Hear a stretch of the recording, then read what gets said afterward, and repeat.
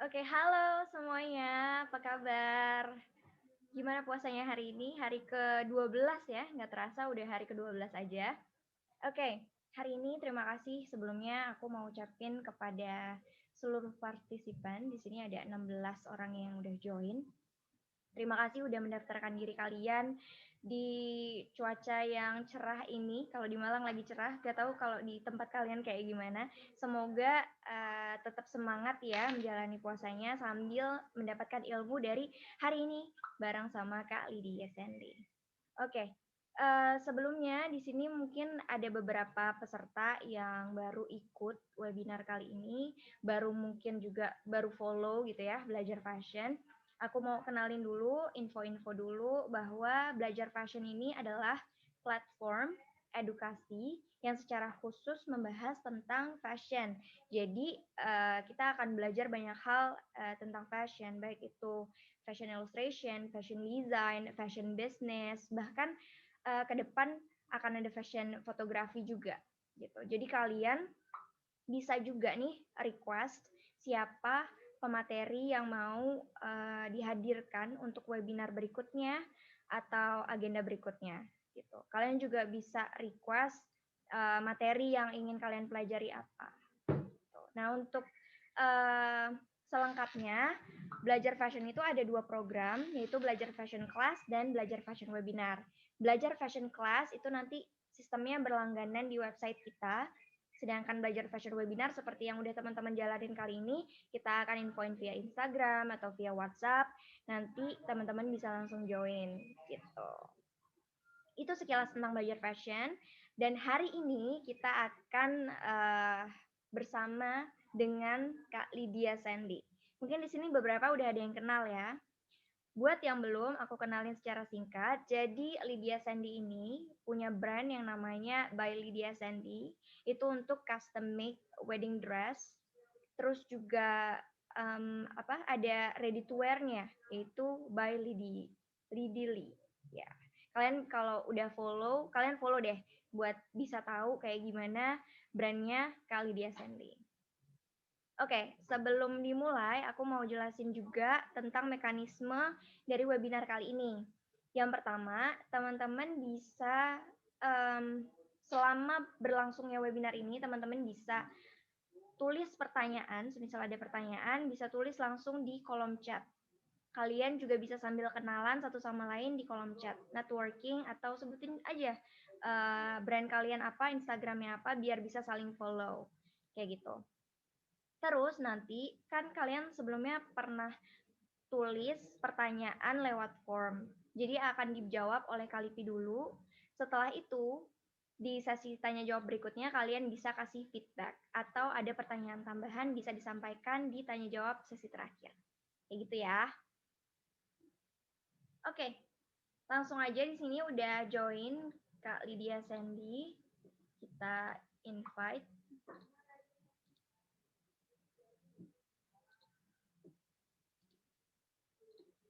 Oke. Halo. Hai Kalika. Aku di sini kebetulan aku udah kenal ya sama Lydia Sandy ini dan Iya. aku biasa. Jadi kalau misalkan aku tiba-tiba manggil Lipi jangan kaget ya teman-teman. Oke, gimana kabarnya? Oke, baik Lika. Makasih loh sebelumnya udah ngundang aku buat ngobrol-ngobrol bareng teman-teman dan belajar fashion. Seru banget, makasih banyak juga. Udah akhirnya mau berbagi di sini, Lipi. Iya, seneng banget. Akhirnya nih, udah dari dulu pengen banget sebenarnya. Gitu. By the way, sekarang kesibukannya gimana nih? Kayaknya padat banget. Kemarin habis Sekarang, Kartinian. Ya. iya kemarin tuh ada acara event Kartinian gitu bareng satu kafe di Bandung. Terus kebetulan kita sharing juga sih di sana. Terus kalian nampilin mini fashion show gitu. Keren banget. Kalau yang udah follow Kalipi ini kemarin di-share tuh gimana kegiatannya Kartinian ya. Iya. Dan ada mini fashion show-nya. Tadi aku udah jelasin secara singkat nih tentang Iya Lipi ke Kak. teman-teman. Tapi mungkin dari Lipi bisa ngejelasin lebih detail nih tentang siapa sih Lydia Sandy ini gitu. Dan kayak gimana sih brandnya? Silahkan. Oke, mari kita mulai ya. Bentar. Hmm,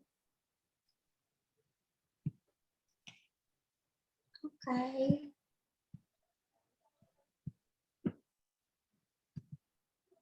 Kita kenalan dulu aja kali ya. Perkenalkan, Assalamualaikum warahmatullahi wabarakatuh. Nama saya Lydia Sandi. Saya pemilik dari Lydia Sandi Fashion Studio. Bisa lihat di Instagram @ldsndofficial. Dan di tahun kemarin, kita mulai brand ready to wear dengan nama @byldy, @byldy_. Awal mulainya buka ready to wear itu kayak memang kita udah lama sih sebenarnya mau buka ready to wear, tapi kebetulan di tahun 2020 itu kita berkesempatan buat bekerja sama buat support YouTuber jurnal Risa. Jadi dari situ kita mulai untuk bikin ready to wear dengan tema kain jumputan kayak gitu. Oke, kita buka ya, kita mulai. Nah, perkenalkan nama saya Lydia Sandi. Saya kelahiran tahun 1995, jadi masih seumuran lah ya kita semua. Saya masih 25 tahun, terus saat ini saya punya Lydia Sandi Fashion Studio, kebetulan ini masih di studio saya. Dan juga saat ini saya bekerja sebagai fashion designer dan juga owner. Nah, terus untuk experience-nya, saya sudah 7 tahun nih bergelut di fashion, termasuk dari kuliah, karena saya kebetulan lulusan pendidikan tata busana UPI tahun 2017 lulusnya, dan masuknya tahun 2013.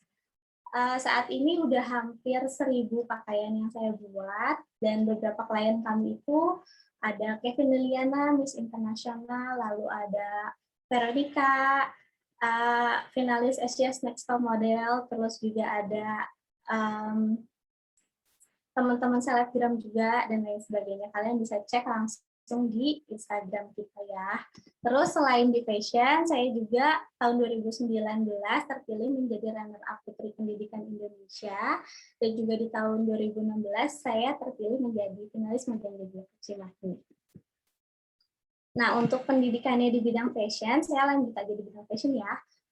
Saya pendidikan tata busana UPI, dan juga setelahnya saya ikut short course lagi bersama teman saya Kalike di YCV. Itu tuh salah satu fashion short course bekerja sama antara ITB dan juga pemerintah Korea untuk mempelajari soal fashion. Nah, untuk achievement-nya, saya pernah beberapa menjadi speaker juga.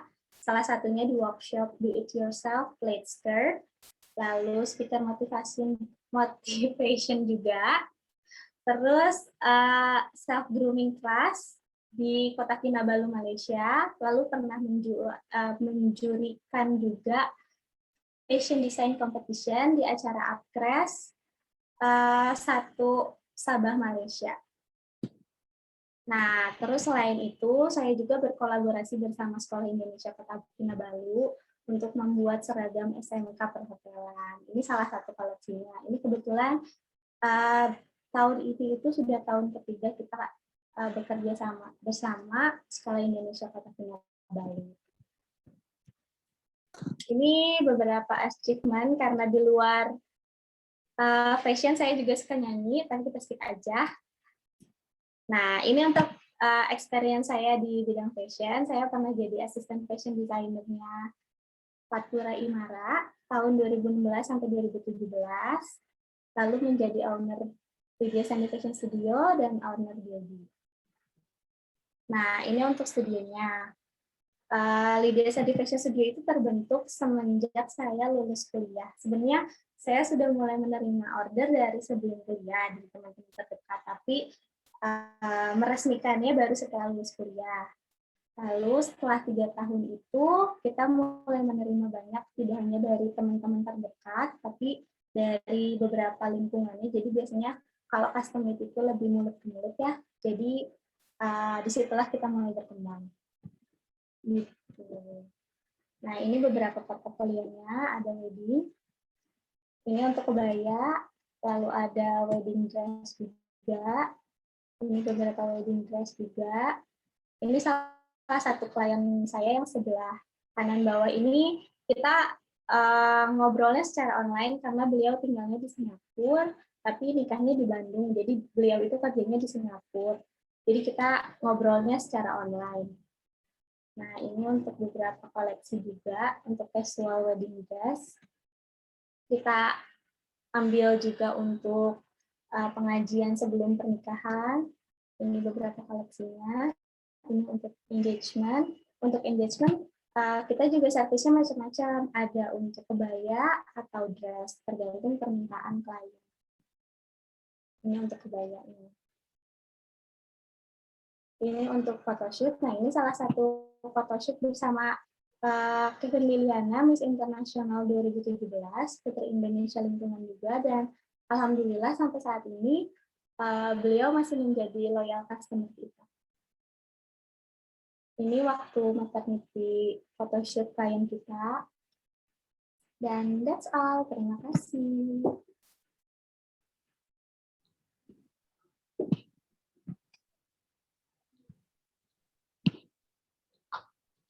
Sudah nih, Kalika. Oke. Terima kasih. Thank you. Singkat, Wait, iya. spotlight. Oke. Oke, seru banget tadi itu penjelasan tentang brand by Lydia Sandy Fashion Studio ya. Aku Iya. termasuk Belibet ya? yang ngefans. Aduh. Amin. Soalnya Makasih loh Kalika. dari pas di YCV itu ya, pas kelas itu bawa apa namanya, baju ya kan, dipayat dong lagi kelas cuy.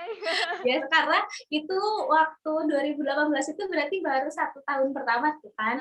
Nah 1 tahun pertama itu kita belum banyak lah. Jadi kalau misalnya sekarang kan sudah banyak yang bantu nih. Udah banyak teman-teman yang kerja. Nah kalau misalnya tahun 2018 itu masih banyak yang dihandle sama aku sendiri. Jadi ya mau nggak mau aku harus bawa kerjaan aku ke tempat dimanapun aku berada. Mantap perjuangannya ya. Iya banget. Oh, sekarang udah dibantuin sama berapa orang? Sekarang yang jahitnya ada 3, untuk yang bordirnya 1, untuk yang payetnya 2. Alhamdulillah lah. Sudah banyak, lumayan banyak yang bantu. Padahal dalam waktu kurang dari setahun ya berarti ya? Iya, sampai saat ini berarti udah mau 3 tahun sih sebenarnya untuk usahanya. Tapi benar-benar dari lulus kuliah banget, awalnya kan memang mau coba untuk kerja dulu nih, jadi asisten fashion designer juga. Cuma akhirnya kayak ya udahlah kita nekat aja, kita coba. Makanya harus capek-capek dulu. Alhamdulillah dari nekat akhirnya berhasil. By the Iya way, banget. aku ngelihat Lydia Sandy Fashion Studio ini kayak gimana ada kesempatan ambil gitu. Kayak itu banget sih. Ya, ada seragam gitu kan. Itu kayak Iya. Jarang-jarang ada fashion designer yang kepikiran untuk nge-handle seragam juga. Iya. Jadi ini sih, Kalika sebenarnya itu tuh berawal dari waktu aku kampus. Jadi ada satu kelas gitu dari fashion designer. Nah, kebetulan ternyata setelah mengikuti kelas itu tuh aku jadi tahu kalau ternyata fashion designer pun punya second line di luar ready to wear atau custom made. Nah, yaitu bikin uniform. Nah, jadi kalau misalnya beberapa kayak perusahaan gede, kayak hotel, kayak perusahaan kayak Toyota dan lain sebagainya, gitu brand, kayak ya pokoknya perusahaan gede lah ya. Nah, itu tuh seragamnya itu ternyata dia memang bekerja sama fashion designer untuk nge-handle si seragamnya. Nah, dari situ kayak, wah harus bisa nih sampai kayak gitu. Dan pertama kali itu ternyata ada yang ajak kerjasama di seragam sekolah. Jadi, sudahlah kita coba. Gitu. Luar biasa, insight baru nih teman-teman. Jadi buat yang mau jadi fashion designer, kadang kita terlalu idealis ya, berharap bahwa dapetin uangnya itu dari custom made atau ready to wear-nya. Tapi ternyata bisa dapet cuan juga nih, gede dari seragam. Iya, gitu kan, iya banget ternyata. Bahkan aku pun baru tahu kayak banyak banget sih desainer Indonesia tuh yang memang handle seragam-seragam untuk company besar gitu loh, Kak. Gitu, jadi wah keren juga nih. Mungkin memang lebih diketahuinya untuk custom made kan, karena di situ kita bisa benar-benar idealis banget. Tapi pada saat bikin seragam pun nggak apa ya, tetap seru kok gitu. Justru tantangan baru ya. Iya, tantangan baru karena kita kan benar-benar harus mengikuti keinginan klien tapi menyisipkan ciri khas kita gitu. Oke, itu bisa jadi masukan ya teman-teman. Nanti kalau misalkan tiba-tiba ada kesempatan untuk bikin seragam, ambil. Iya banget. Tapi kita harus tetap sih mempertahankan kualitas kita sebagai fashion designer. Jadi kan maksudnya sebenarnya kan kalau seragam bisa ya, nggak cuma di-handle sama fashion designer, tapi bagaimana caranya kita bisa memberikan perbedaan antara dibuat oleh fashion designer dan dibuat oleh tempat-tempat biasa gitu loh, Kak. Jadi tetap harus kita kasih ciri khasnya kita. Karena itulah fungsinya fashion designer ya. Iya. Oke, ini kemarin dari teman-teman udah tulis pertanyaan yang ingin disampaikan ke Kak Lydia Sandy lewat form, dan udah saya sampaikan nih ke Kak Lydia Sandy. Akhirnya kita akan coba untuk jawab pertanyaan dari teman-teman yang melalui form dulu ya. Setelah itu akan ada sesi tanya jawab selanjutnya untuk feedback dari teman-teman. Oke, silakan. Iya, kebetulan dari yang kemarin teman-teman tanya udah aku buat nih PowerPoint-nya biar memudahkan juga.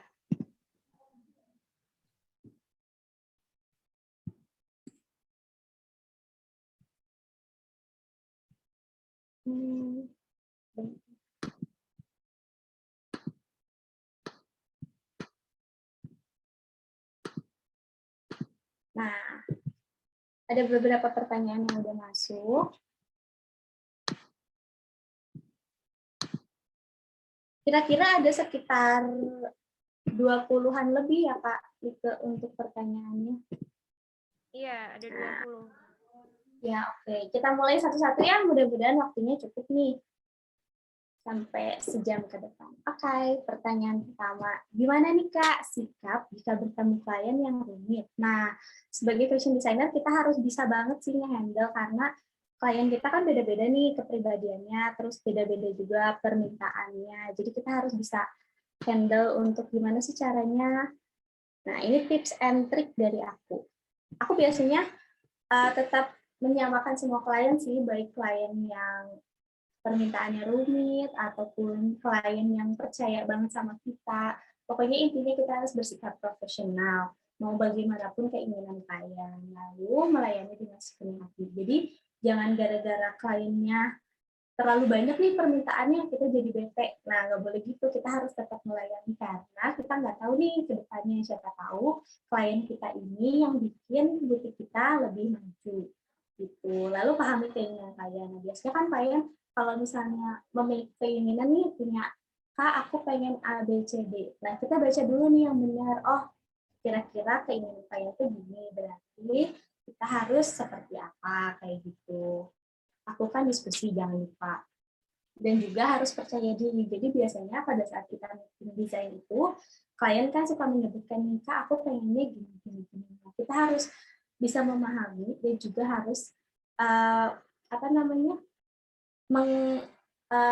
bisa memahami dan juga dengan percaya diri. Jadi biar kliennya itu percaya apa yang dia inginkan. Kira-kira bisa nggak sih sama kita dipenuhi kayak gitu. Dan yang terakhir, aku selalu menganggap kalau misalnya busana yang akan dibuat untuk klien itu busana aku. Jadi mau nggak mau kita harus melakukan yang terbaik untuk busana klien tersebut. Nah, lalu gimana sih, Kak, bisnis plan sederhana yang dapat dijadikan patokan untuk pemula? Nah, kalau misalnya bisnis plan ini kan sangat menentukan ya gimana caranya untuk kita bisnis ke depannya nih. Ini untuk tips-tips dari aku, itu kan bisnis apa yang akan dibuat. Jadi kamu harus tahu dulu nih, kalau kamu buka bisnis, kan fashion itu banyak ya, ada ready to wear, ada custom made, ada khusus untuk pesanan yang banyak. Nah, kamu harus tahu dulu nih, kamu mau buka bisnis yang seperti apa. Dari situ, kamu bisa tahu di mana bisnis akan dikembangkan. Maksudnya, kamu mau mengembangkan bisnis secara online atau offline. Jadi, kamu bisa tahu jalannya di mana. Kalau misalnya kamu membuka custom made atau ready stock atau ready to wear, kamu bisa menggunakan sistem online dan offline. Tapi kalau untuk pesanan yang banyak, biasanya kan dibutuhkan bisnis secara offline. Lalu kamu harus tentukan target pasar, ini penting untuk menentukan harga juga. Jadi kalau misalnya target pasar, kamu kira-kira mau yang untuk umur berapa sih? Untuk yang tinggal di mana sih? Misalnya aku mau bikin koleksi untuk teman-teman yang tinggal di perkotaan dengan range usia remaja dari 17 sampai 25 tahun misalnya. Nah, berarti kan dari situ kamu tahu gimana caranya kamu membuat model yang sesuai untuk target pasar kamu. Lalu tentukan tujuan bisnis kamu. Nah, kamu mau seperti apa sih bisnisnya? Apakah hanya sekitar Indonesia? Apakah ingin ke mancanegara? Itu kan nanti berhubungan sama desain-desain yang akan kamu buat. Lalu tentukan job desk. Nah, ini maksudnya kayak misalnya kamu nih pada saat buka bisnis, apakah kamu akan handle semua, ataukah kamu akan langsung nge-hire orang-orang yang bisa membantu kamu. Kayak gitu. Lalu, tentukan strategi marketing dan amati bisnis yang sejenis. Nah, nomor 7 ini sangat penting ya sebelum kamu membuka bisnis. Kalau misalnya kamu mau buka bisnis custom made, misalnya ini, kamu harus melihat kira-kira gimana yang bisa kamu jadikan contoh yang nanti kamu akan lakukan di bisnis kamu. Kayak gitu. Lalu, apa harus menyiapkan tablet Kak untuk sketch atau menggambar secara langsung? Nah, ini maksudnya pada saat meeting bersama klien ya.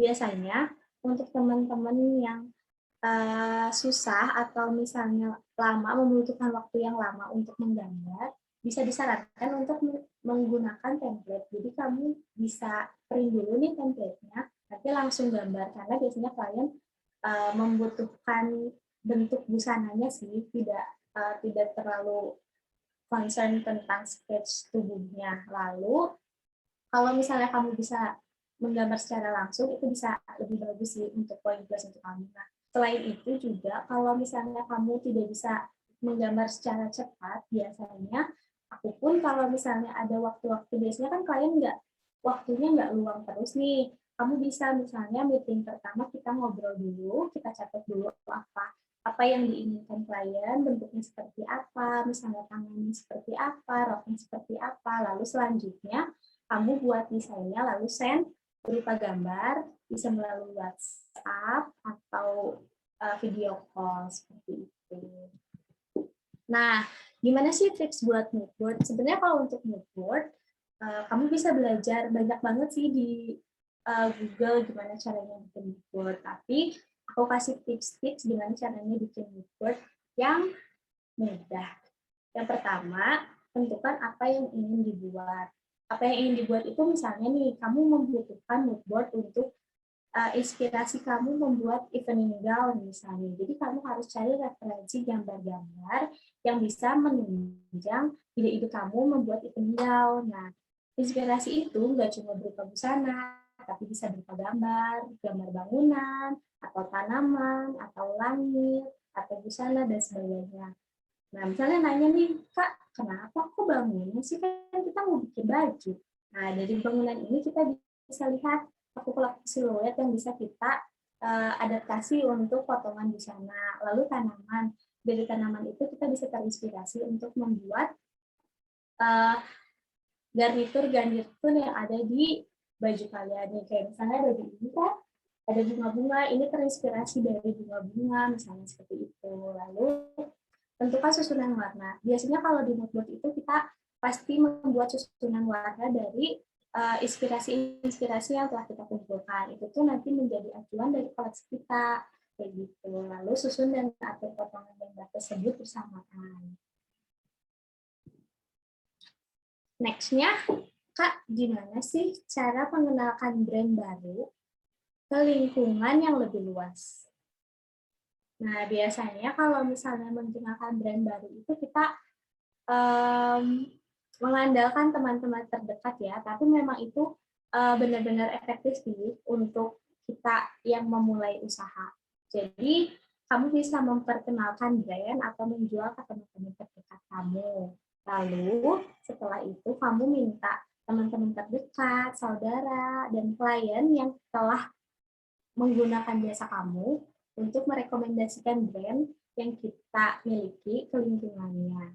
Selain itu, Karena kita sekarang sudah dipermudah nih dengan adanya platform-platform online. Kamu bisa membuka seperti e-commerce gitu kan banyak banget ya sekarang, kayak ada, sorry ya sebut label, kayak Shopee, Tokopedia. Nah, kayak Lydia Sandi pun sekarang mulai ikut ke platform Bright Story dan Weddies. Dan ternyata dari situ kita punya klien-klien dari luar negeri seperti Malaysia dan Singapura. Nah, berarti kan dengan kita mengikuti atau ikut join ke platform-platform online seperti itu, kita bisa lebih dikenal oleh klien-klien lain bahkan di luar negeri seperti itu. Lalu iklan udah pasti ya.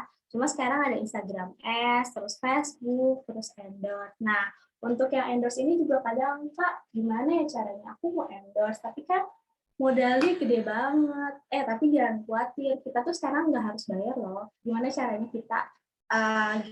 kita mempromosikan brand kita itu ke teman-teman selebgram.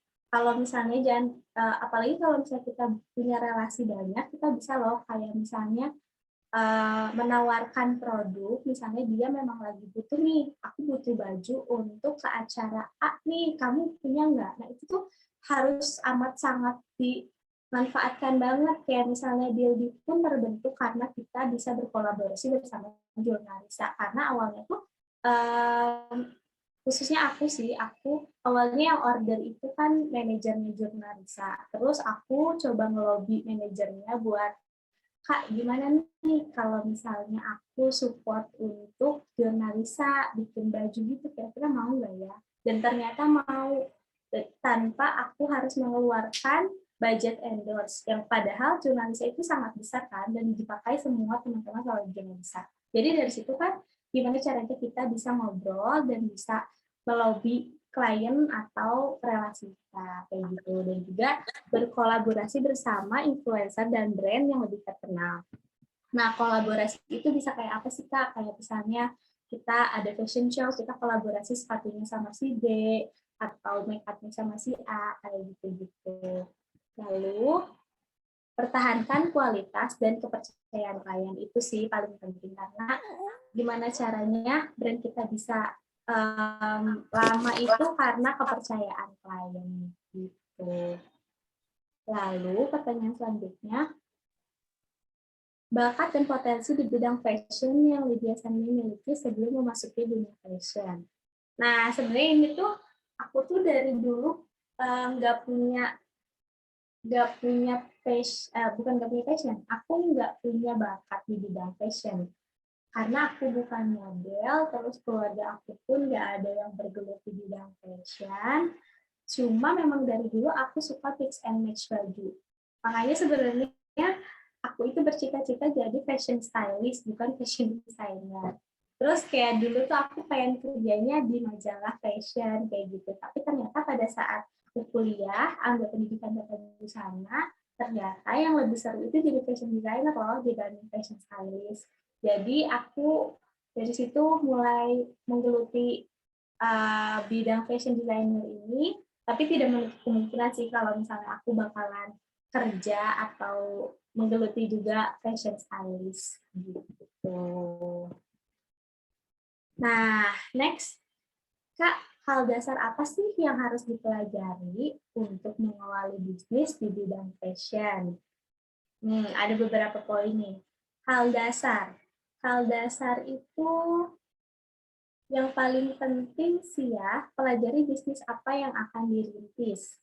Karena kalau misalnya kita nggak kenal sama brand kita sendiri, kita nggak akan pernah tahu dan nggak akan pernah bisa tahu jalan yang akan kita tempuh gitu. Lalu, nah ini juga salah satu yang paling penting, pelajari dasar menjahit dan membuat pola.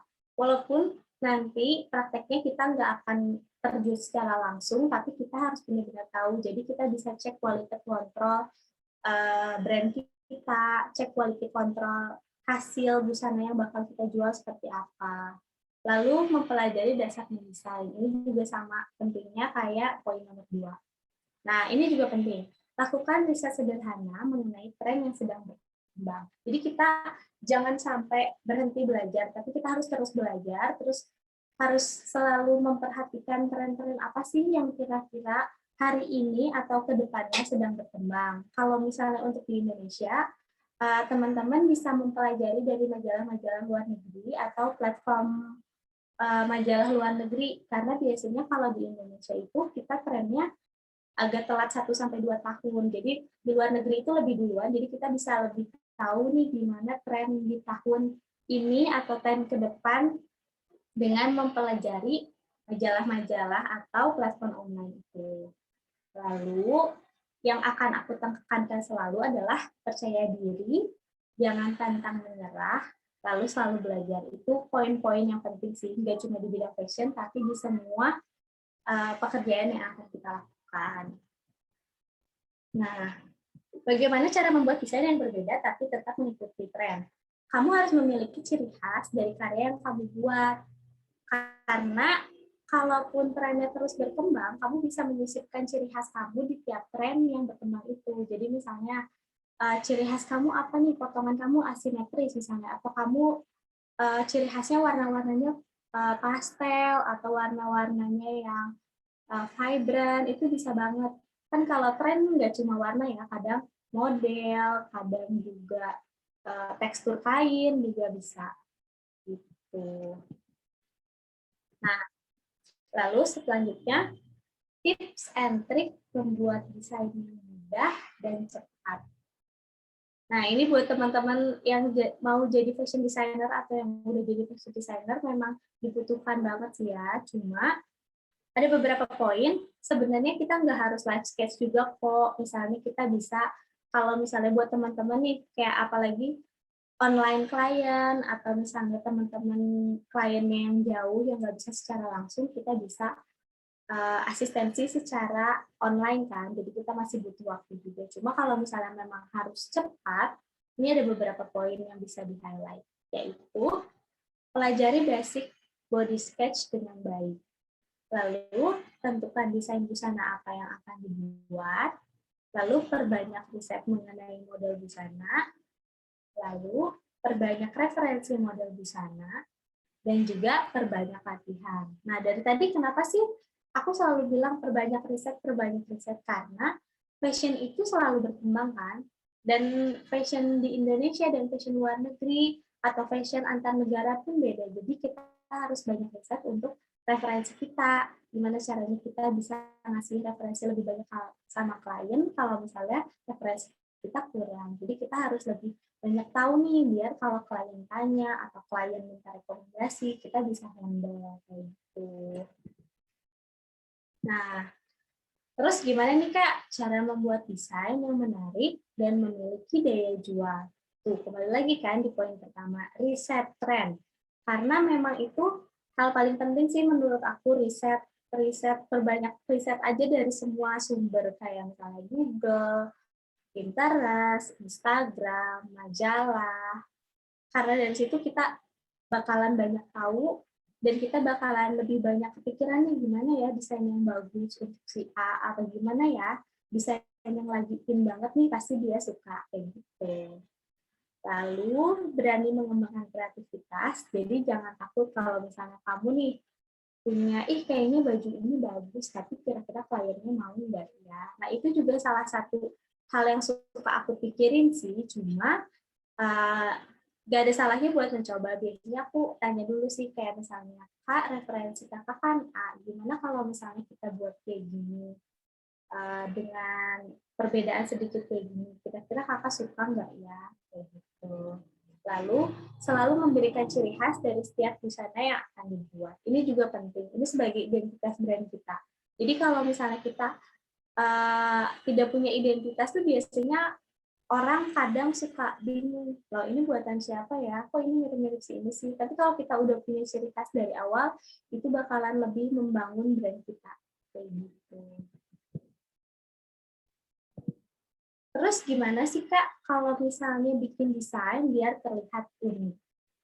Desain itu bisa terlihat unik jika berbeda dengan desain lainnya.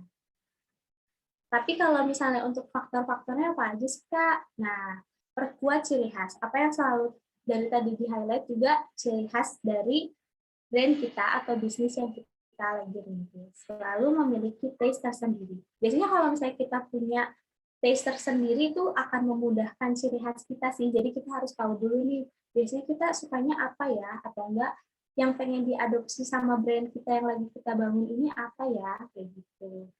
Lalu selalu memiliki ide yang original. Ini juga penting.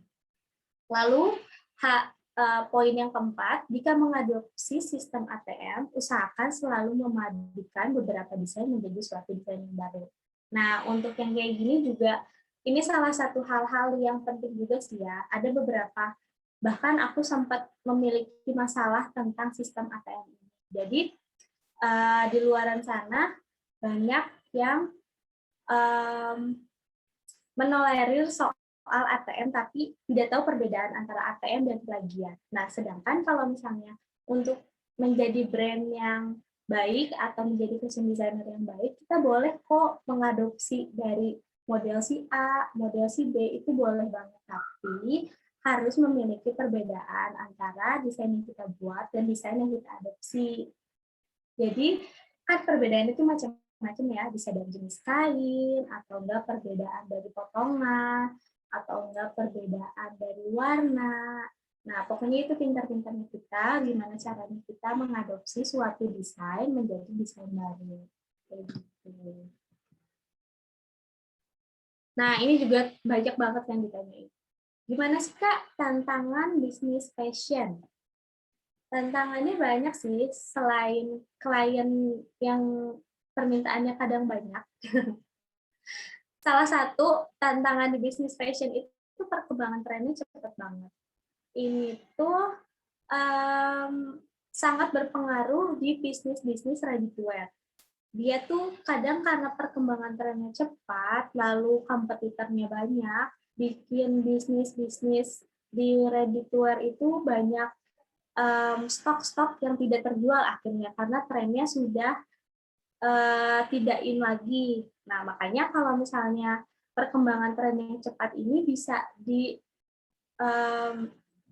untuk membuka custom made itu amat sangat membantu karena sebenarnya kita tidak harus selalu mengikuti tren, tapi kita bisa mengikuti permintaan klien kan. Jadi dari situ kita masih aman karena kita tidak harus selalu mengikuti tren dan ketinggalan sama brand-brand yang lain. Tapi yang harus kita tekankan di bisnis custom made adalah bagaimana cara kita men-treat klien, bagaimana cara kita mendapat kepercayaan klien, dan juga bagaimana caranya kita mempertahankan kualitas dari apa yang telah kita buat, kayak gitu. Terus tantangannya banyaknya kompetitor, banyaknya plagiat. Nah, ini juga banyak banget sih, dan kadang susah untuk di bisnis fashion. Kadang kita kalaupun mau menuntut atau marah pun, kadang orang yang dituntut atau orang yang marah pun bilang ini tuh bukan masalah. Jadi kadang untuk seorang fashion designer, karena seorang fashion designer itu salah satu seniman juga kan, jadi itu sangat-sangat masalah yang susah sih, jalan keluarnya agak susah gitu. Makanya ini salah satu tantangan di bisnis fashion. Terus menghadapi berbagai macam kepribadian klien, lalu harus selalu belajar untuk mengembangkan kemampuan dan pengetahuan di bidang fashion. Nih, sekarang gimana sih, Kak, cara memulai bisnis fashion untuk orang awam? Karena mungkin nggak semua orang yang belajar di bidang fashion bisa kok. Contohnya tadi Kawiranti. Kawiranti lulusan hukum, tapi dia menjadi seorang fashion designer terkenal yang bagus banget karya-karyanya. Jadi nggak cuma lulusan fashion kok yang bisa, semua lulusan juga bisa. Cuma kita harus tetap belajar, mempelajari fashion, mempersiapkan dan kenali bisnis apa yang akan dibuat. Itu yang udah masuk ke poin-poin yang tadi udah disebutkan, kayak bisnis kita mau bikin bisnis apa sih? Custom made kah, atau ready to wear kah, atau sportwear kah, atau swimwear kah, kita harus tahu banget, dan kita harus mengenali sebelum menjual produk-produk yang akan kita buat. Lalu mencari partner atau pekerja yang expert di bidang fashion.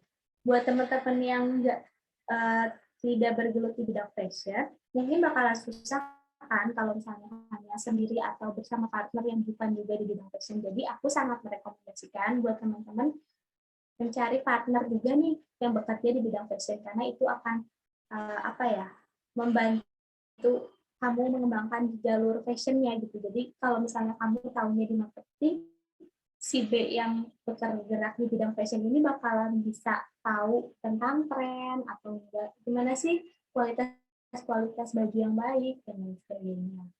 Lalu jangan pernah berhenti belajar, karena ini tuh penting banget. Kayak misalnya custom made juga kita banyak belajar banget dari klien, permintaan klien, dan kesulitan baju yang akan dibuat sama klien, lalu pantang menyerah. Karena ini tuh benar-benar amat sangat dibutuhkan sih, makanya dari tadi selalu dibilang pantang menyerah, karena pasti banyak banget titik, nggak cuma bisnis fashion, tapi semua bisnis, ada di mana titik kamu merasa bakalan nyerah atau bakalan capek banget sama apa yang udah kamu buat, tapi nggak boleh nyerah, karena setelah itu pasti kamu puas dengan hasil yang udah kamu buat. Karena hal ini pun yang membuat aku sampai saat ini, karena banyak banget rintangan sebelum ini, tapi karena kita atau aku dan teman-teman pantang menyerah, jadi kita bisa melewati sampai sejauh ini gitu. Nah, ini juga salah satu cara penyesuaian. Gimana nih Kak cara menyesuaikan desain dengan bentuk tubuh klien? Nanti setelah slide ini aku bakalan tunjukin ke teman-teman juga berbagai bentuk tubuh yang umum sebagai manusia. Cuma ini untuk poin-poinnya ada pelajari mengenai beragam bentuk tubuh manusia.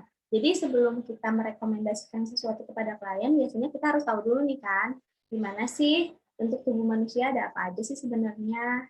Lalu kenali bentuk tubuh klien. Nah, khusus untuk custom made, biasanya nggak jarang buat klien itu yang tanya, Kak, aku tangannya besar, Kak, aku bagian bawahnya besar, Kak, aku dadanya besar, kira-kira cocoknya gimana ya? Jadi kita harus mengenali dulu nih, misalnya kekurangan dan kelebihan bentuk tubuh klien. Lalu pilih desain yang akan menutupi kekurangan klien, tetapi menonjolkan kelebihan klien. Jadi setelah kita mengenali, kita bakalan tahu kan, gimana caranya kita memberikan rekomendasi yang tepat busana untuk dikenakan klien kita. Nih, salah satu bentuk-bentuk tubuh untuk manusia itu yang umum ada apel, pir, gelas pasir, dan juga kotak. Jadi kalau misalnya apel itu lebih ke bulat-bulat aja sih, jadi besar, terus kayak misalnya kadang tidak terlihat lekuk tubuhnya karena bagian dada besar, bagian pinggul besar, bagian perut besar seperti itu. Lalu pir itu bagian dada kecil, lalu bagian bawah besar, big hips biasanya dipanggilnya ya. Lalu jam pasir, nah ini model-model badan yang cukup ideal ya, karena bagian dada besar, pinggangnya kecil, lalu pinggulnya besar. Lalu yang terakhir ada kotak. Kotak itu biasanya tidak terlihat lekuk tubuh juga sih, tapi cenderung lurus. Jadi kayak bagian dada, pinggang, dan pinggul itu tidak berbeda jauh. Biasanya sih yang kotak ini buat teman-teman yang punya badan kecil ya. Kalau misalnya yang berisi itu biasanya di apel. Nah, ini salah satu contoh bagaimana cara memberi rekomendasi kepada klien dengan tubuh pir.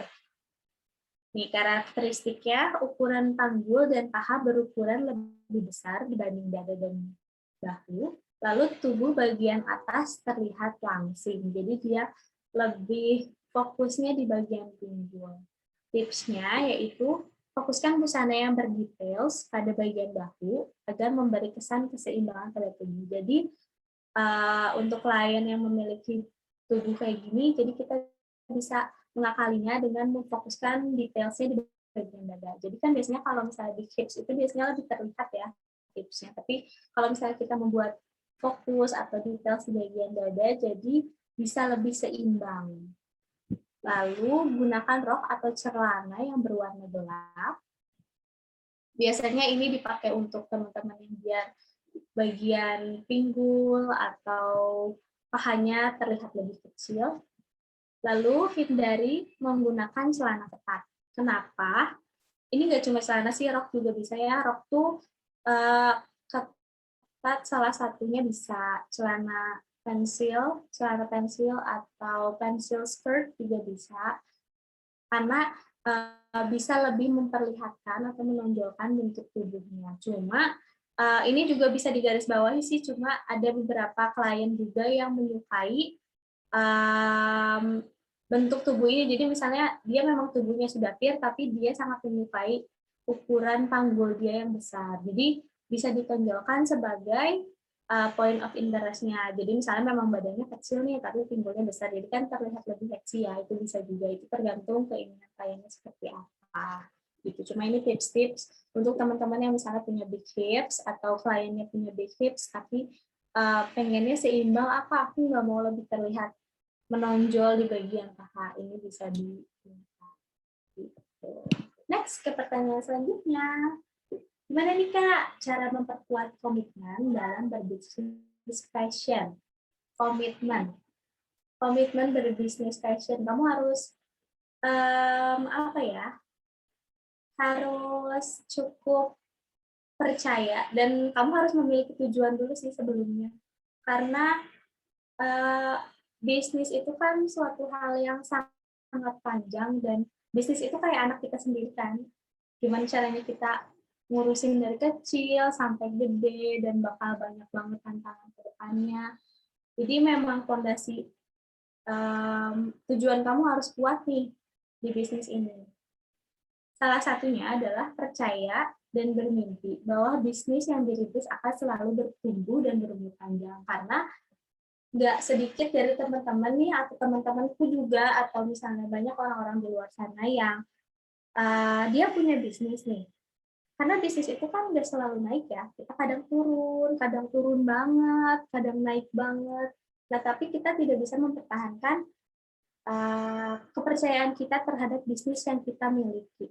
Nah, itu tuh sering banget bikin kita berhenti di tengah jalan. Padahal kita nggak tahu kan setelah keturunan kita ini, setelah penurunan bisnis ini, kita nggak tahu nih ke depannya apakah tiba-tiba koleksi-koleksi yang kita buat jadi booming, atau kita menjadi salah satu toko yang viral, kan kita nggak tahu. Jadi makanya kita harus pantang menyerah dan juga percaya bahwa bisnis yang dirintis akan selalu bertumbuh dan berumur panjang. Karena yang aku tahu pun, bisnis-bisnis yang sampai saat ini pun itu nggak setahun 2 tahun, tapi dia melalui waktu yang amat sangat panjang, bahkan seumur hidup ownernya bisa sampai saat ini. Gitu. Lalu percaya bahwa bisnis yang sedang dirintis suatu saat akan menjadi salah satu yang terbaik. Nah, ini juga salah satu harus ditekankan oleh menjadi salah satu mimpi yang harus selalu ditekankan dan dipercaya oleh seorang owner menurutku sih. Karena kalau misalnya bukan kita sendiri, si pembuat bisnis ini yang percaya bisnis kita bakalan besar, siapa lagi ya nggak sih? Jadi kita harus benar-benar percaya dan pantang menyerah bahwa bisnis kita yang kita bangun saat ini tuh bakalan gede suatu saat nanti. Lalu selalu berinovasi, ini berinovasi soal semuanya ya. Jadi kayak misalnya nih, kayak kemarin pandemi nih, kita semua turun ya, apalagi bisnis. Nah, gimana caranya kita bisa survive? Gimana caranya kita bisa terus membantu teman-teman yang kerja di kita, kayak gitu. Jadi kita harus selalu berinovasi. Lalu selalu mengembangkan strategi pemasaran agar bisnis terus bertumbuh. Jadi strategi pemasaran kadang kan suka Kak, aduh aku tuh kepetok modal nih soal pemasaran. Nah, balik lagi ke yang tadi, kita nggak harus selalu bermodal kok. Kita nggak harus selalu memiliki modal yang besar. Tapi yang harus kita lakukan adalah gimana caranya kita kreatif, kita bisa cari celah-celah kita biar terus bertumbuh. Bahkan kayak jujur aja Lydia Sanitation Studio itu kita lebih men-treat klien dibanding promosi. kita lebih nge-treat klien gimana caranya klien repeat order sama kita, gimana caranya kita mempertahankan kualitas, gimana caranya kita bekerja sama dengan pihak lain yang bisa membantu kita dalam dalam hal pemasaran. Itu tuh malah lebih eh, malah lebih berguna dibanding kita jor-joran pemasaran gitu, karena di eh, di bidang custom made ini bahkan kalaupun kita buat promo nih kadang kurang kurang menarik massa seperti ready to wear, karena custom made itu berorientasi pada permintaan dan kebutuhan klien. Jadi yang harus ditekankan adalah gimana pelayanan kita dan juga gimana caranya kita bisa mencari celah dan mencari relasi-relasi yang bisa membantu kita untuk pemasaran bisnis kita. Tapi kita harus tetap melihat dari kedua sisi juga. Jadi jangan hanya kita yang menguntungkan, tapi kedua belah pihak seperti itu. Ini juga salah satu hal yang penting. Gimana caranya menstabilkan bisnis fashion selain dengan promosi? Nah, yang udah tadi sebutkan juga kan, mempertahankan kepuasan klien, meningkatkan kualitas, melakukan inovasi dalam servis maupun produk, dan memperlakukan klien sebagai raja sekaligus sahabat. Nah, ini banget poin 4 yang sangat aku lakukan banget sih untuk klien-klienku, karena jujur untuk admin masih dihandle sama aku sendiri, tapi aku sangat sangat memperhatikan klienku banget. Jadi kayak misalnya aku selalu nanya kayak, Kak, apalagi yang kurang? Kak, misalnya ada apa lagi nih? Misalnya Kakak ada tambahan apa? Atau pada saat fitting, gimana Kak, sudah sesuai? Apalagi yang kurang? Kayak gitu. Aku sangat memperlakukan klien sebagai raja sekaligus sahabat sih. Kenapa sahabat? Karena agar komunikasi kita lancar dan juga enak dua kayak gitu. Ini untuk custom made sih ya. Kalau misalnya ready stock juga, ready stock, ready to wear juga itu sangat berguna sih untuk poin 4 ini, karena kadang tuh klien tidak hanya menilai dari produk yang kita jual, tapi bagaimana servis kita kepada klien. Bahkan kalau servis kita baik, walaupun produknya ternyata kurang disukai klien, tapi klien biasanya cukup mengapresiasi sih, dan juga kadang mereka lebih bisa memberi masukan-masukan kepada kita yang bisa membangun bisnis kita. Gitu. Nih, ini salah satu yang aku highlight juga. Ini bukan salah satu pertanyaan ya, cuma ini poin penting yang harus teman-teman lakukan juga. Ini salah satu dari pengalamanku sih, kenapa nilai plus dari mempertahankan kepuasan klien, karena pelanggan yang loyal akan membeli satu brand. Jadi ini tuh salah satu artikel yang aku baca di majalah Marketers. Jadi majalah Marketers itu yang tentang bisnis dan lain-lain. Jadi dia tuh memang ada riset tentang hal ini, gimana caranya mempertahankan kepuasan klien. Jadi risetnya antara bagaimana mempertahankan kepuasan klien dan menggait klien yang baru. Tapi ternyata yang lebih memiliki nilai plus ini adalah kepuasan klien, karena pelanggan yang loyal akan membeli dari satu brand secara terus-menerus dengan sukarela. Sedangkan klien-klien baru itu biasanya lebih ke coba-coba sih. Mungkin dia sudah memiliki pegangan brand beberapa selain kita. Tapi kalau misalnya loyal customer itu, walaupun misalnya nih dia awalnya klien baru, tapi ternyata dia puas, tanpa kita minta pun dia pasti repeat order. Itu pasti. Itu baik dari tapi kita harus tetap memperhatikan sih ya, kayak kualitas produk kita, kualitas servis kita. Tapi kalau misalnya satu klien itu sudah sangat cocok dengan kita, aku berani jamin pasti dia balik lagi, kecuali ada kompetitor yang memang bisa menyaingi kualitas kita gitu.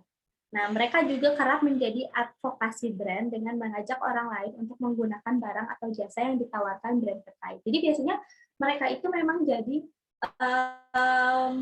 marketing kita secara tidak langsung, dan itu banyak banget klien-klien aku yang merekomendasikan servisku ke teman-teman terdekatnya. Jadi biasanya itu klien aku pun dia tuh jadi klienku karena dia tahu dari klienku juga kayak gitu, dan itu lebih berguna dibanding kita terus-terusan promosi besar-besaran, tapi kita nggak tahu nih targetnya sebenarnya apa sih. Karena itu juga pernah sih, jadi kayak sekitar tahun 2019 kalau nggak salah, aku pernah kerjasama bersama salah satu selebgram itu. Ternyata mungkin followersnya memang naik ya, tapi untuk loyal klien kita nggak dapat sama sekali karena dia hanya memasarkan, tapi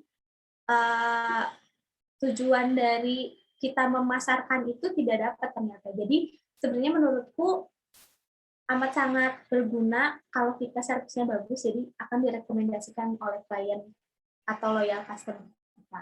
Nah, ini kerap menjadi word of mouth yang baik dan membuat produk atau jasa tadi mendapat review yang positif. Yang tadi udah disebutkan itu ya. Nah, dampaknya akan semakin banyak orang yang berminat pada brand tersebut. Loyalitas pelanggan memang bermanfaat lebih dari sekedar mendapat keuntungan, tapi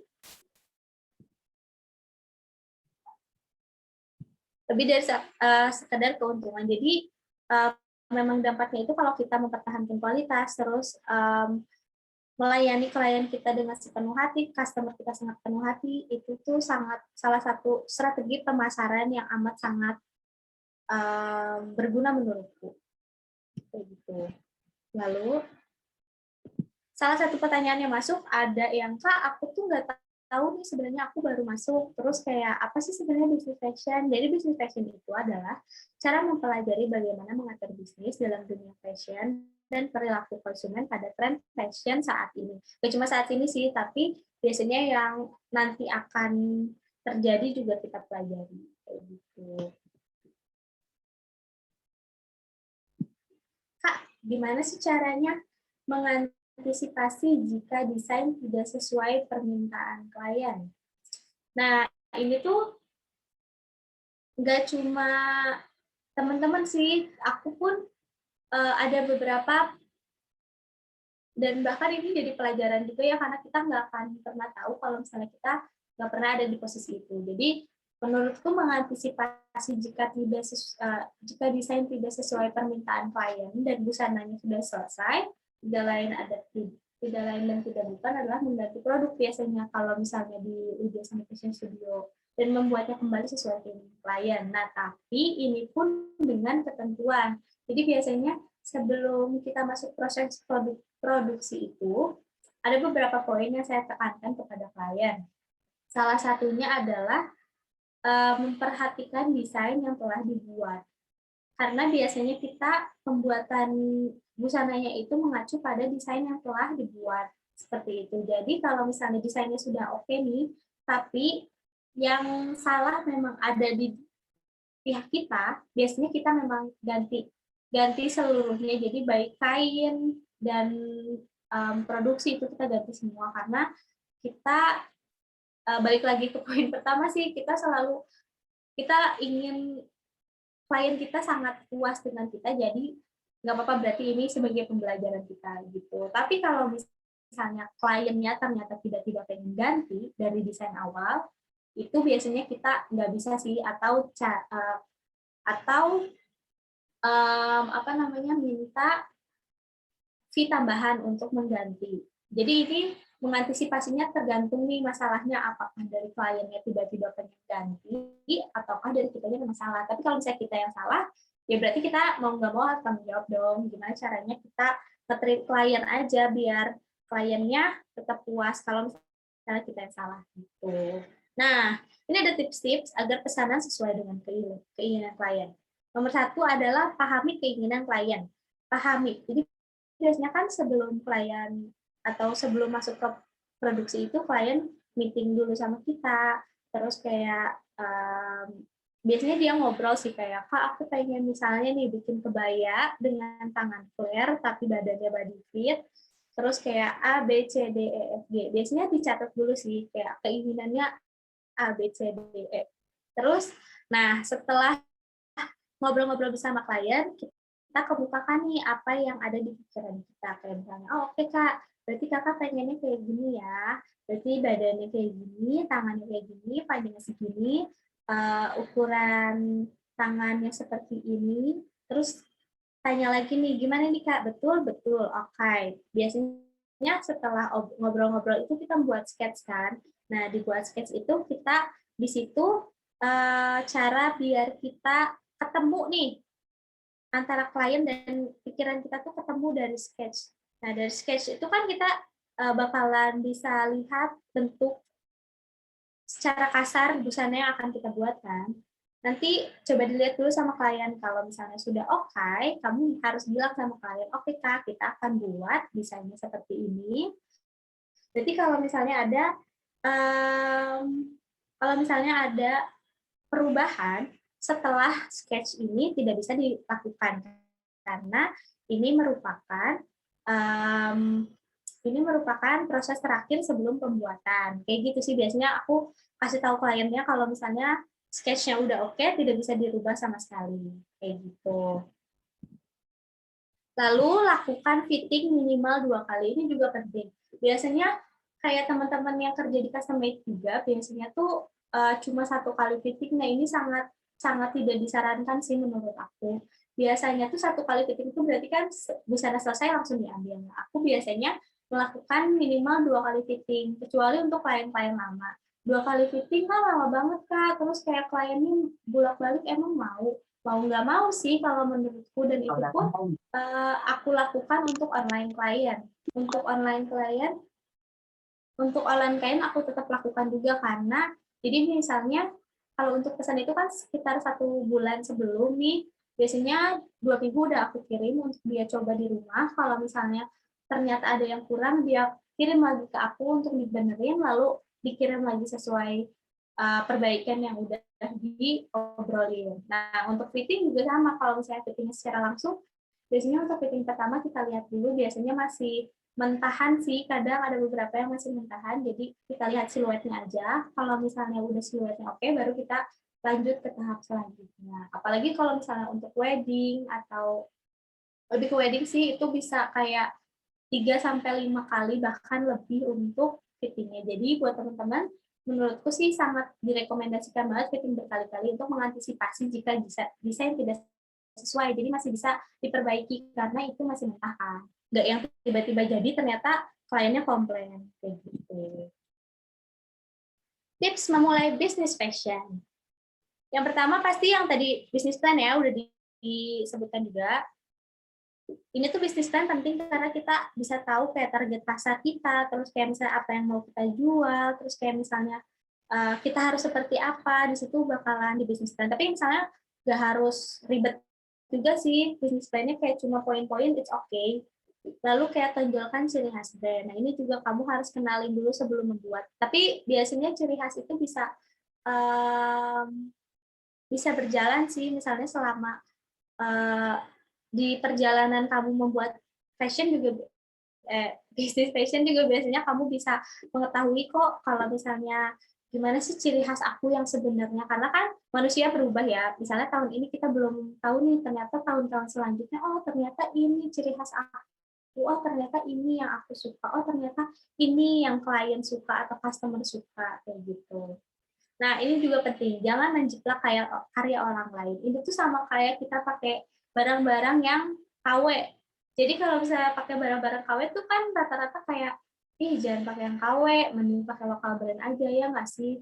Nah, itu pun berpengaruh sama karya-karya yang kita buat. Kalau misalnya kita bisa buat seoriginal mungkin, kenapa kita harus menjiplak sih? Kayak misalnya, Kak, itu lagi ngetren nih, gimana kalau kita bikin? Gak apa-apa kok kamu ikut tren bisnis fashion, gak apa-apa banget, tapi kamu harus menyisipkan ciri khas kamu nih, misalnya kayak misalnya kemarin di Ready to Wear juga Billy bikin untuk homeware-nya, kita kerjasama juga sama pengrajin Shibori dengan motif-motif yang ada di pasaran mirip-mirip kayak gitu, tapi kita bikin perbedaannya, kita bikin di cutting-annya, terus kayak kita bikin potongan-potongannya berbeda, warna-warnanya berbeda. Jadi kalaupun mengikuti tren, nggak apa-apa kok, tapi kamu jangan menjiplak kayak orang lain gitu. Jadi kamu harus tetap memiliki ciri khas kamu. Lalu berani mencoba dan pantang menyerah. Itu yang selalu aku tekankan sih, karena kamu nggak akan bisa bisnis kalau kamu selalu menyerah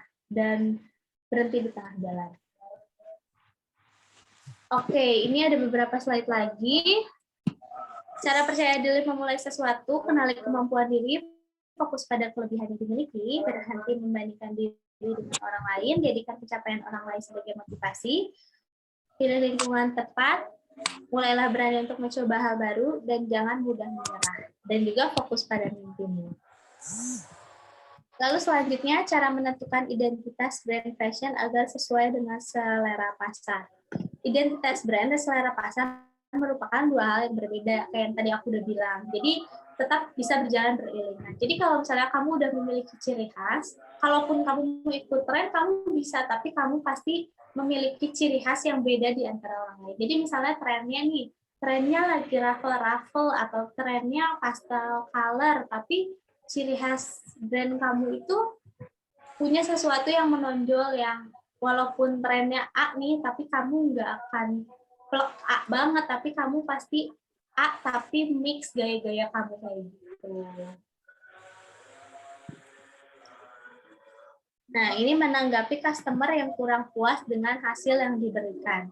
Kalau misalnya kurang puas, kita kan nggak bisa memaksakan semua klien harus puas dan harus senang dengan karya yang kita buat ya. Biasanya setelah pembuatan ini lebih ke custom made sih ya. Kalau misalnya ready to wear kan udah besarnya seperti itu. Kalau misalnya untuk custom made, biasanya aku setelah selesai itu aku tanya kayak, Kak, gimana nih bajunya, ada kendala apa, kekurangannya apa, terus kayak misalnya apa kira-kira yang harus ditingkatkan.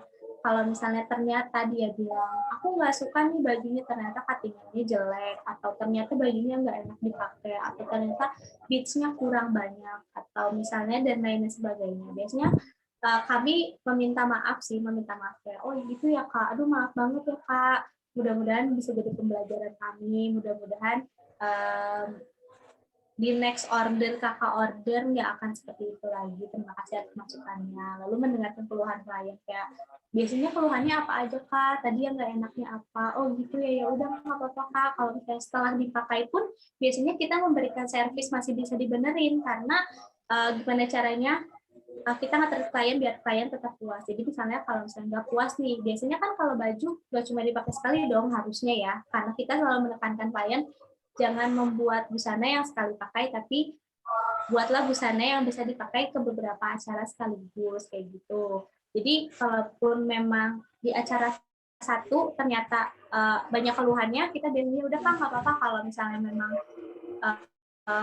kalau misalnya memang masih ada yang harus dibenerin nggak apa-apa kok, balikin aja ke kita benerin lagi kayak gitu. Lalu memberikan solusi berupa perbaikan yang tadi udah disebutkan.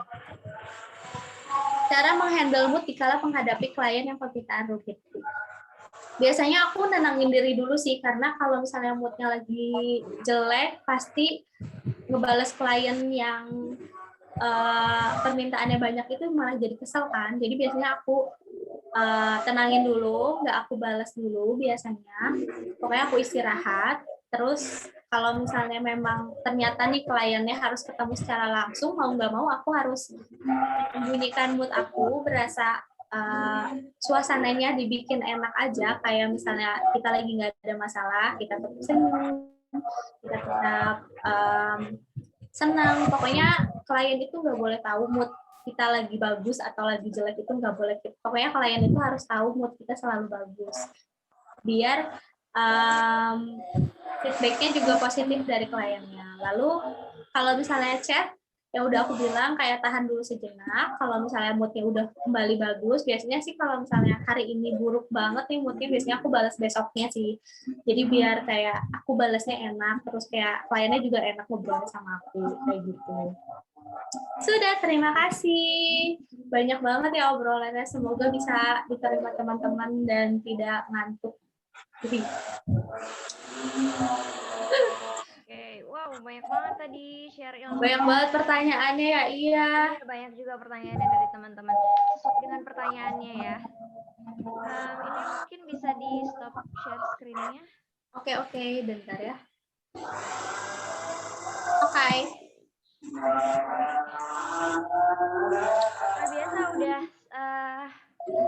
mau mendekati setengah 2 ya. Setengah 3, iya, sorry. Setengah 3. Dan kebetulan mungkin teman-teman ini udah puas semua dengan jawaban dari pertanyaan mereka yang ditulis di form. Tapi aku masih ada satu pertanyaan nih. Oke, apa nih Kak Lika pertanyaannya? Pernah nangani klien yang sulit banget? Susah kayak gimana? Oke, menghadapi klien yang sulit banget. Pernah sih itu di tahun 2018.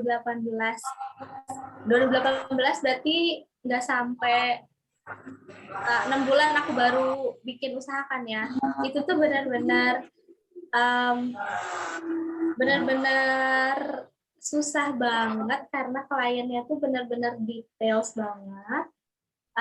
Terus sampai ada kata-kata kayak, aduh bajunya jelek banget nih, udahlah pokoknya jelek banget sampai kayak gitu, sampai yang ngedown banget tuh pernah banget. Tapi kayak akhirnya setelah itu aku coba tenangin diri dulu, yang pasti tenangin diri dulu. Terus kayak aku itu kondisinya bajunya belum diambil, jadi masih fitting pertama. Jadi biasanya kan karena fitting pertama itu masih belum matang. Nah, mungkin klienku yang ini tuh nggak pernah fitting dengan baju yang belum matang. Jadi biasanya mungkin dia udah beres ambil kayak gitu loh. Padahal aku udah jelasin kalau misalnya step di kita tuh beda. Kalau misalnya kita tuh biasanya mentah dulu, kalau misalnya ada yang diperbaiki baru dibereskan. Nah, kenapa sih kayak gitu? Karena menghindari hal-hal yang tidak diinginkan, kayak misalnya bajunya udah beres ternyata nggak sesuai kayak gitu kan. Makanya kita bikin step-step kayak gitu. Nah, setelah klien ngasih feedbacknya amat-amat negatif, akhirnya itu bikin down dan bikin kayak mikir, aduh lanjut nggak ya nih kerja di sini, kayak wah gila kayaknya emang nggak bakat nih di sini. Cuma akhirnya aku take a break dulu, kayak misalnya oke deh 2 hari aku benar-benar nggak mikirin itu, ngedown sih sempat. Tapi kayak misalnya akhirnya setelah break 2 hari itu aku mikir kayak, oh mungkin memang aku ada yang salah di sini, mungkin aku memang kurang mengenali dan memahami apa yang diinginkan si klien itu, dan mungkin aku pun belum terlalu expert, makanya bisa sampai seperti itu. Tapi setelah dihandle, terus kayak misalnya udah diomongin gitu sama klien, mau nggak mau sebenarnya mental kita tuh kayak, aduh males nih ketemu klien, aduh males, aduh gimana ya ketemu klien selanjutnya. Cuma kayak, oke kamu harus berani, ya gimana caranya aja kan. Kliennya tuh sempat bilang kayak, ya udah kalau misalnya kamu tidak menyanggupi, aku mau ke yang lain aja gitu kan. Terus kayak aku bilang, oh oke Kak, nggak apa-apa kalau misalnya memang mau, nanti saya ganti semuanya, saya ganti bajunya, dan saya ganti uang yang Kakak udah bayarkan kepada saya, DP itu artinya. Nah ternyata si penjahit yang satu lagi itu ternyata tidak menyanggupi permintaan si klienku yang ini, ya kan. Aku nggak tahu kenapa, padahal waktunya masih cukup panjang. Akhirnya dia balik lagi. Ternyata penjahitku nggak mau nih bikinin baju untuk aku, kata dia gitu. Oh gitu Kak, ya udah nggak apa-apa. Sini saya benerin lagi, kata-kata gitu. Iya pokoknya aku pengen gini gini gini gini gini. Dari situ oh oke, berarti aku nggak bisa dong tiba-tiba kayak, nggak mau Kak, aku nyerah. Aku kan nggak mungkin ngomong gitu dong secara profesional ya kan. Jadi kayak, oh gitu Kak, ya udah nggak apa-apa, nanti kita coba lagi, nanti kita fitting lagi. Sampai akhirnya itu baju fitting 4 kali, padahal cuma bridesmaid doang. Bridesmaid doang, fittingnya 4 kali, tapi memang dia tuh bridesmaid dengan banyak draperi gitu, tapi dia pengen draperi dengan body fit. Dia pengen draperi tapi body fit. Bingung nggak tuh? Draperi tapi body fit. Jadi kayak, oke ya udah. Akhirnya tapi setelah 4 kali fitting itu, akhirnya dia bajunya oke diambil. Terus udah beres masalah yang itu, oke. Terus kayak aku pikir, oh ya udahlah, mungkin klien yang ini ya udah cukup jadi pelajaran aku. Udah setelah dia marah-marah, kayak ya udahlah ini mungkin kayak pelajaran buat aku gimana cara menghandle klien, karena selama ini kayak kliennya selalu puas kan, tiba-tiba aku dapet klien yang gak puas, jadi kayak oke, berarti di sini aku cara belajar menghadapi klien. Tapi lucunya setelah sebulan kemudian dia ngehubungin aku lagi terus buat bikin baju lagi. Tapi sayangnya aku lagi ada event waktu itu yang bareng YCP ke JFW itu kan, jadi aku nggak bisa handle gitu. Dari situ kayak, ternyata klien ini tidak kapok ternyata. Jadi makanya aku selalu bilang kayak pantang menyerah aja, ya udahlah hajar aja mau gimana pun, karena itu tuh emang benar-benar apa ya, sangat manjur, menurutku sih sangat manjur. Jadi karena kita nggak tahu kan, kalau misalnya aku nyerah nih di klien yang ini, aku nggak tahu kalau klien ini ternyata bakal order lagi kan, kayak gitu. Jadi banyak pelajaran yang aku dapat dari pantang menyerah itu sih, makanya aku selalu kayak pantang menyerah. Mungkin juga kliennya Semangat. berpikir hanya Lydia Sandy nih yang bisa tahan banting sama requestnya gitu. Iya, kayaknya sih. Aduh, tapi emang itu pelajaran banget sih karena selama ini kan kayak, iya kak bagus, aku suka bajunya, iya kak sesuai. Terus kayaknya tiba-tiba dapet yang kayak gitu. Dan aku waktu itu memang tidak bisa cara menghandle-nya, tapi gara-gara aku punya klien itu aku jadi tahu nih gimana caranya menghandle klien yang kurang puas kayak gitu. Berarti yang dia kurang suka itu secara bentukannya ya? Kurang fit Sebenarnya gitu atau bukan, gimana?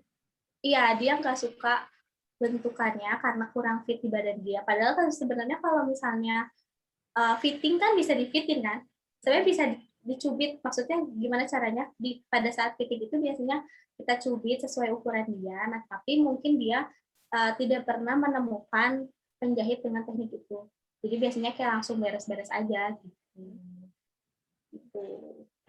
Kalau pernah nggak ngalamin klien yang kayak dia tuh pengen baju misalkan wedding gitu ya, baju weddingnya tuh mewah gitu dengan payet yang banyak gitu, atau maunya yang berkilau tapi budgetnya dia tuh minim, pernah ngalamin nggak?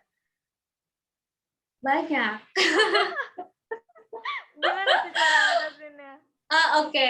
Sebenarnya kalau misalnya dari situ kita bisa, kalau misalnya, nah makanya kenapa kita harus belajar banyak itu karena kita tahu nih sebenarnya kalau payet pun ada grade-nya kan, ada grade A, B, C, nggak A, B, C sih. Jadi kalau misalnya di Indonesia itu yang biasanya Perancis, Jepang, dan lokal. Nah, gimana caranya si klien ini kan pengennya poin yang pertama itu bling-bling, bling-bling ya, kita sebut bling-bling. Oke, berarti kalau misalnya memang keinginan klien itu payetnya yang banyak, tapi budgetnya kurang, kita edukasi, oke kak bisa kok, tapi kita pakainya yang lokal. Biasanya kan dia nanya tuh, emang apa bedanya yang lokal sama Prancis sama Jepang? Dari kualitasnya kak, tapi kan kakak nih pakainya cuma sekali kan, cuma di wedding aja, bukan yang disimpan atau yang disewa. Jadi cocok-cocok aja kok karena biasanya tuh bedanya di kilaunya gitu kan. Kalau misalnya yang Prancis dan Jepang itu dia lebih lama kilaunya, jadi kayak bisa bertahan 1 tahun, walaupun 1 tahun pun nanti luntur sih warnanya, nggak akan bisa selamanya juga. Cuma kalau misalnya yang lokal itu kadang kayak cuma beberapa bulan itu udah agak lusuh. Cuma kan maksudnya akan pakainya cuma untuk wedding aja nih, jadi nggak apa-apa pakai ini aja. Nanti hasilnya sama kok, cuma kurang bertahan lama aja. Cuma kan ini kakak nggak akan disewa kan, atau hanya cuma dipakai sekali. Jadi cocok kok daripada kakak misalnya budgetnya cuma cukup yang segini, jadi aku rekomendasikan yang ini. Gitu. Berarti Itu perlu juga pencerdasan juga ya ke kliennya. iya, biasanya aku pasti mengedukasi sih. Jadi kayak misalnya kan kadang banyak klien yang minta kak kayaknya dari kakak aja, atau kak pokoknya aku budgetnya segini pengen jadi. Nah biasanya aku edukasi dulu, kak untuk kainnya harganya segini, kenapa harganya segini. Biasanya kalaupun harganya misalnya netnya sekian, nah biasanya aku rinciin juga, nah kenapa bisa sekian itu karena harga jahitnya segini, harga kainnya ini, kakak pilihnya kainnya ini, terus kayak payetnya ini, jadi kayak gitu. Jadi biasanya aku nggak langsung yang tiba-tiba sekian gitu, biasanya aku kasih ini juga sih, kayak iya rincian dan untuk pengetahuan klien juga nih, kenapa harganya segini, atau siapa tahu kan dia memang mau usaha apa juga nih, jadi harus tahu-tahu yang seperti itu. Menarik nih soal pricing, kayak misalkan kita baru mulai terus kita patokin harga nggak usah mahal-mahal dulu deh gitu. Kalau Lipi dulu mengatasinya kayak gimana tuh? Apalagi kan strategi pemasarannya Lipi tuh lebih ke dari mulut ke mulut ya. Iya. Gak jarang kalau dari mulut ke mulut pasti mereka nyebutin juga nih harganya kemarin berapa gitu kan. Iya, enggak, cuma kadang gini, anehnya sih ya teman-teman dan klien-klien itu kalau misalnya udah sebut harga mereka kayak udah langsung tanya aja, karena mereka tahu kalau misalnya teman-teman terdekat itu pasti aku kasih harga yang beda dibanding klien beneran gitu. Karena kalaupun sekarang kan sebenarnya udah ada price list-nya kan, semua orang bisa lihat di bio Lydia Sandy kayak gitu. Tapi kalau misalnya awal sih, nah salah satu tips buat aku nih buat teman-teman yang mau buka bisnis custom made atau bisnis apapun, jangan mematok harga terlalu murah di awal. Karena itu bakalan susah buat teman-teman naikin harga di kemudian hari. Apalagi buat harga teman. Nah, itu susah banget. Itu jangan banget pokoknya, jangan mematok harga yang terlalu murah. Jangan juga yang terlalu mahal, pasti kan kalau terlalu mahal. Tapi terlalu murah juga nggak bagus, karena pada saat kamu naikinnya itu bakalan susah banget. Nah, kalau aku awal-awal itu, karena aku kan sebenarnya dapat klien itu dari semenjak kuliah. Awal klien aku itu ada pokoknya dia bikin baju untuk nikahan keluarganya gitu. Aku dibayar 150.000 kalau nggak salah, dan 1 box nasi laksa. Gitu, tapi kayak dari situ ternyata dia repeat order sampai sekarang kan, dengan harga aku yang udah sekian gitu. Cuma untuk awal-awal aku emang udah ngasih harga yang memang tidak terlalu murah, itu sih yang aku bilang, karena aku mikir aku takut susah pada saat aku naikinnya, jadi aku kasih harga yang tidak terlalu murah dan tidak terlalu mahal. Pokoknya kamu harus riset dulu nih untuk bisnis yang akan kamu jalani itu rata-rata harganya berapa, karena kan biasanya suka ada juga tuh flash listnya suka udah nanya, atau biasanya aku kayak suka riset iseng-iseng nanya sih sampai sekarang pun, kayak studio A harganya berapa ya, studio B harganya berapa ya tahun ini, buat aku acuan aku nih, harga aku sekarang kalau sendiri gimana, kemahalan atau kemurahan atau cukup, kayak gitu sih. Untuk acuan ya. Iya, jadi kita harus riset, jadi kita tahu, jadi kita tahu, kayak tadi aku bilang kan, jangan terlalu murah, gimana caranya biar nggak terlalu murah, itu ya kita harus riset, karena kita nggak tahu nih di pasaran harganya sebenarnya berapa. Gitu. Itu tadi 150 itu apa? Bridesmaid atau? Iya, bridesmaid tapi dengan bustier. Oke. Cuma kan kayak misalnya ya udah nggak apa-apa, karena aku masih kuliah juga kan, sebenarnya iseng-iseng, kayak belum concern buat cari uang kayak sekarang gitu loh. Jadi kayak ya udah nggak apa-apa, mari kita coba gitu. Karena sebenarnya memulai bisnis custom made itu kita agak takut sih sebenarnya, karena kan permintaan klien A nih, tapi kita takutnya nggak sesuai pasti, terus kayak walaupun kita udah ngukur nggak akan langsung fit juga kan. Pokoknya banyak ketakutan di bisnis custom made sebenarnya di awal-awal, dan sampai sekarang pun kadang tuh kayak aduh, kita bikin nih sesuai nggak ya, kira-kira customer-nya suka nggak ya sama yang kita bikin. Jadi pada saat aku memang minta ya udah Beb, terserah berapa aja, aku bilang gitu kan, terus kayak 150 nggak apa-apa, iya nggak apa-apa, karena dengan dia senang sama apa yang aku bikin aja, itu udah suatu kebanggaan tersendiri buat aku sih di awal-awal gitu. Dan jadi cerita ya, 150 dengan Iya, bustier. jadi cerita banget dengan bustier. Okay. Itu jadi kayak kebaya gitu sih sebenarnya bikinnya, kebaya dan rok gitu sih. Berpayet? Berpayet dikit tapi. Iya, kita juga mau info ini ke teman-teman. Udah, karena keterbatasan waktu kita ya, udah jam 2:30. Kita mau infoin juga, next, insya Allah bulan depan kita akan ada agenda lagi bareng sama Kak Lydia Sandy untuk workshop payet. Nah, iya, kita akan workshop payet ya kali ke.